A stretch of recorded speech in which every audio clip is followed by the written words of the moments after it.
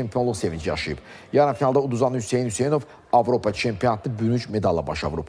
Mindən çox idmançı iştirak etdiyi qitə yarışında Azərbaycan komandası 4 qızıl, 1 gümüş və 2 bürünc medal qazanıb. 30-dan çox ölkənin mübarizə apardığı qitə çempionatında Azərbaycan idmançıları komanda hesabında 7-ci yerdə qərarlaşıb.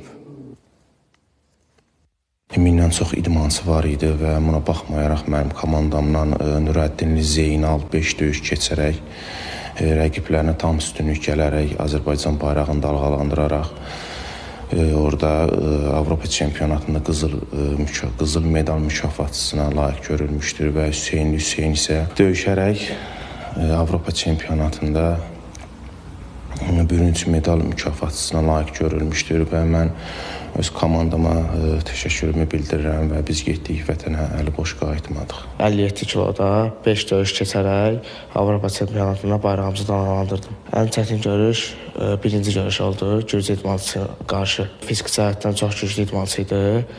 Amma mən yenə də xal hesabı ilə üstün olaraq qalib gəldim. Bu yarışa çox ciddi hazırlaşırdıq, ağır məşqlər keçirdik.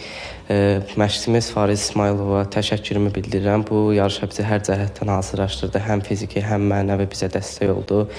Yarışda biz ondan motivasiya alırdıq, onun sözlərindən güc alıb şükürlər olsun ki, vətənə medalla qayıtdıq.